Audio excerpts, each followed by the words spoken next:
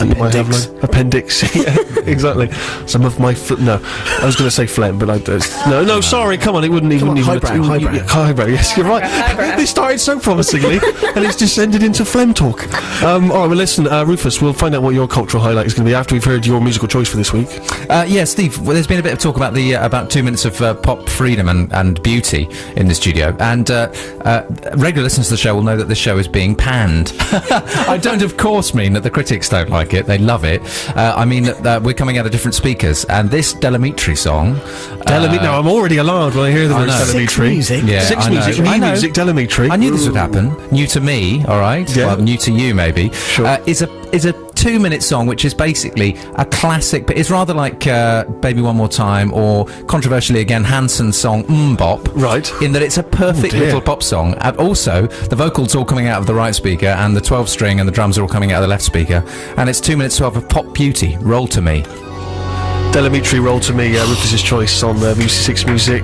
Is that permissible, Har, on BBC Six Music? It's not. Surely it's not. I welcome. I'm a broad church, as you know how. I welcome all sorts. Yeah. You're appalled. Look at your face. You're shocked. You're disgusted. Yeah. But how far removed is that from one of your, your favourite teenage fan club tunes or some such? Steve, how does that qualify as new music in any way? Well, it's not new. We've said before this show's not about new music in the exclusive sense. But it's not even the sense that no one would have heard that before. Right. They may not. Good music. It's being represented on Six Music as a piece of a valid pop history. I'd love to say that the emails have gone crazy with people spitting venom, but they just haven't. No. It's just me. Part of my past, of course, is that I was a huge fan of that. What was that song that Delamitri did where Nothing Ever Happens? Nothing Ever Happens. That was a good song. Nothing ever happens. Nothing happens at all. The needle returns to the start of the song, and we all sing along like before. Oh, I remember thinking, genuinely thinking that was the most profound song I'd ever heard, and that it genuinely summed up, middle class life, cozy middle class life, and the needle returns to the start of the song, and we all sing along like before. But of course, he didn't spit it out with that level of venom. It was done kind of rather gentleman, and we all sing along like before. Yeah. But American businessmen snap up Van Goghs for the price of a hospital wing. That's right. For the price of a hospital wing. Yeah. Oh, they're fantastic. And I used the number of songs you have in your youth when you thought they were truly profound. I remember once thinking that "Welcome to the Cheap Seats" by the Wonder Stuff was one of the wisest, most not wise, but kind of sort of avant-garde and surreal, like a Salvador Dali painting, because it didn't really make sense. And no, it's just a load of old nonsense, of course. But so I can. I'm not going to point the finger at Dell. No. Derek Amitri. Derek Amitri. Okay, so from Delamitri to legitimate new music that you may actually term new, in that it's fresh off the presses, and in this instance, of course, fresh to download. We're playing a tune from the new Radiohead album, which everyone knows, of course, by now is only available at the moment from their website, and this is a track called Nude. Radiohead and the tune Nude from the new album In Rainbows. We are not, strictly speaking, listening to music from the Pigeonhole, because of course no one's dropping off that tune in the Pigeonhole, as it's download only. But nevertheless, it seemed appropriate to play a tune from that new album, as it's obviously something that everyone's talking about. And so we are listening to new music and giving our verdict. Rufus, where do you stand on the whole Radiohead thing? I think, like a lot of listeners, I was a huge fan and slightly lost track during the Kid A Amnesiac kind of time. But to form, isn't it, all that? But I thought that was beautiful, and kind of silenced us in the studio, which not very many tracks can do in the studio, and that was really beautiful, really lovely. Harry, you've never been someone who's been smitten by Radiohead to the extreme that others have. I'm right in saying, all right? You're right. There are some extremely huge Radiohead fans. I was never that huge, but I love them. I thought that was wonderful, dreamy. But I can imagine them coming back to the studio after a hiatus and saying, "So what have you been up to?" And the drummer says, "I've been down a roller disco. It's been brilliant." The bassist, went to Alton Towers, log flume, brilliant. Tom goes, "I've got a new one for you." But will you be downloading the new album? No, because I'd rather go and buy it in a shop. I'm going to wait till it's available in a shop, just because I've got some mental block about downloading things. You don't download? No. Really? It's just, I want to go and buy in a shop. I want to pay £11 for it. Of course you do. I don't want the moral issue of deciding how much to pay for it. Can't I just buy it and enjoy it? Pay £11 for it? No, I could do, couldn't I? I hadn't thought of that. That's probably the easiest option. Yeah, but then people will be buying it for less. You'll be getting ripped off. Whereas if we go to the shop, we're all in a queue, we're all paying £11. That's fair. Well, pretend it's been discounted. Yeah, maybe. You know, there's so many ways to approach this, Harry. You've not thought it through at all. It's probably not as important as I'm making it. Sammy, I imagine that you're well up there with new downloadable technologies and the like. I'm somewhere up there. Have you taken advantage of this new Radiohead album? I can't decide how much to pay for it. I've been sussing out other people's opinions before I actually go for it and step right in there and buy it. Because my friend paid, I think, 40 odd pence for it, which I think is despicable. Yeah. But I know somebody paid 40 odd pounds for it, which I think is ridiculous. That's equally... Really? Yeah. It's not a charity auction, mate. I know. If you pay £40, you get a box set in December. You get the download now and the CD and vinyl and books and stuff in December. Oh, I might do that. Oh, he didn't say that. Oh, well. No, I don't think you're that mental. But the tune? I thought that was absolutely beautiful. But it is the kind of thing where if it came on my MP3 player when I was shopping, because this has happened before with a beautiful Radiohead song. I've been in a horrible high street store, one in particular, not all high street stores are horrible. Perhaps They're New Look. brilliant. It was a little less classy than that. Okay. And I was listening to a beautiful Radiohead song in the queue, and it wouldn't go loud enough, and all I could hear behind me was, "They haven't got in a 38 double D. Do you want to try the D? Do you think they'll hang out of it?" And it's completely ruined that one song Of course, forever now. you could never hear it again. Are you sure it wasn't a sample that was drifting in the back of the tune? That'd be fantastic. Okay, well, it seems like nothing else now is going to top that term, but after we hear this trail, we'll hear from Johnny Flynn and the Sussex Wit. It's the Steve Show at BBC Six Music with me, Stephen Merchant, and we are delving into the pigeonhole and listening to some new releases. That one was from Johnny Flynn and the Sussex Wit. The tune is called The Box, and it's released on the 19th of November. You can download it, you can also get it as a 7-inch. And, of course, you know, a man with a guitar and some basic drums, you know, it's always leaving him bare there. You've only got the quality of the song, maybe the quality of the voice. Harry, where does it sit with you? Yeah, I enjoyed it very much. Reminded me of James Yorkston's more sort of upbeat moments. Yeah, very enjoyable. Thank you. It's curt and to the point, and you've given it a thumbs up.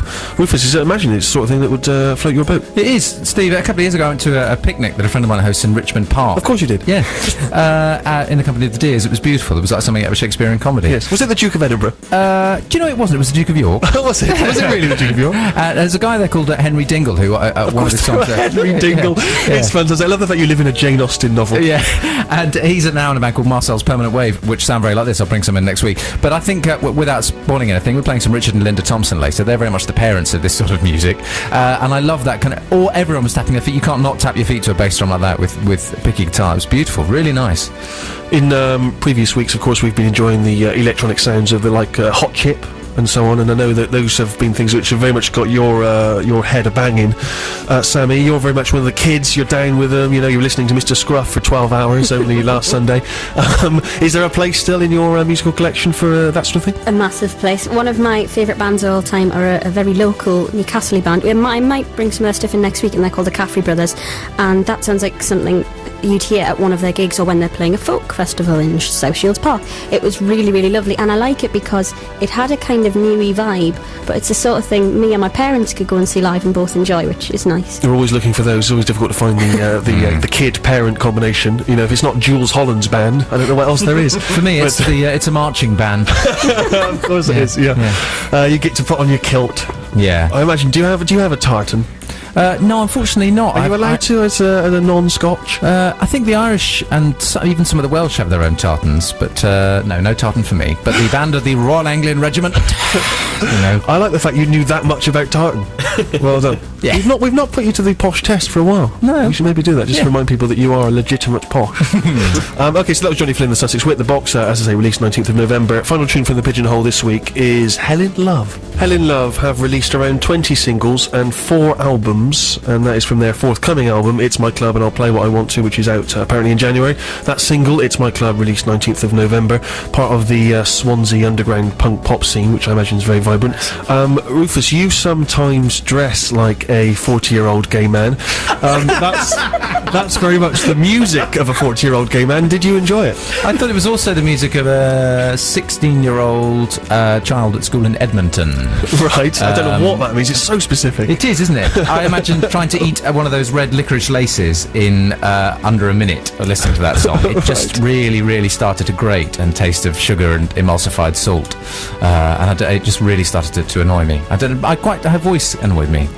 I don't know why, but it did. You, Sammy, are often going to what we call nightclubs, places where young people congregate and dance legally, and that I can imagine being played at a certain type of club. Is it the sort of club you'd attend? I'd hope not. Okay. If it was played at any of the type of tubs I attend, sometimes the clubs, I fear people would walk out. I like the idea of it. I like the theory behind it. I didn't like her voice. And I know Jude just pointed out she's Welsh, because I just thought she was singing funny. She is Welsh. But they were just trying to do too much. If they'd taken some of the elements out of the song, particularly her, it would have been really good.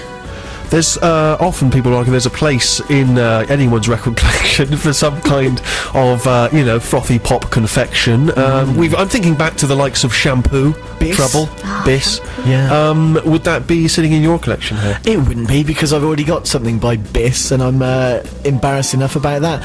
And I think the third time I heard it, I'd probably start punching myself in the face. Okay, good. Well, allow me to do that for you as we continue with music. That's sloppy work by everyone concerned, isn't it? Really sloppy work that I've got to go and fetch Harry from the latrines.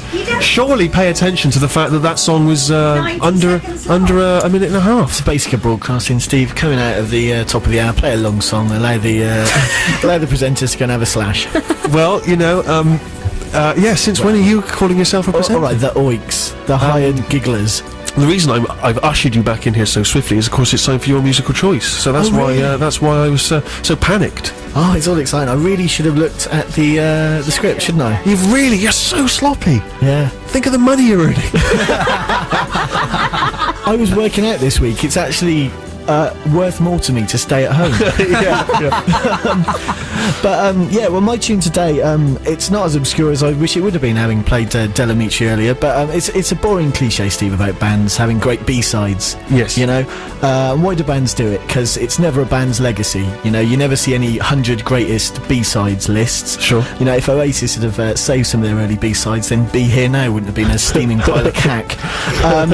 That said, the Boo Radleys had a lot of great B-sides, and this track that I picked today is called Vote You. It was on the flip side of Ride the Tiger, which is akin to having a Rembrandt hanging on the back of your bedroom door, while above the mantelpiece proudly hangs that picture of a lady tennis player scratching her arse. Sure, let's hear it. Harry's choice this week, a Boo Radley's B-side, Vote You. Where can people find that if they should wish to find it? Well, it was on the B-side of Ride the Tiger, but I'm not sure where you'd find it now. Perhaps go around some old second-hand record shops. Oh, sloppy. I'd like to have seen you research that prior to coming in.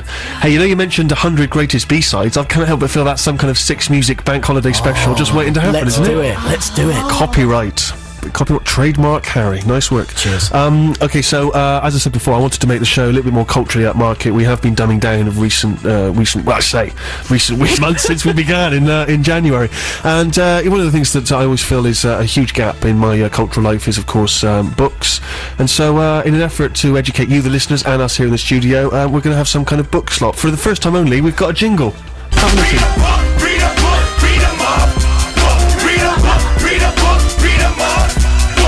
Listen to that aggression.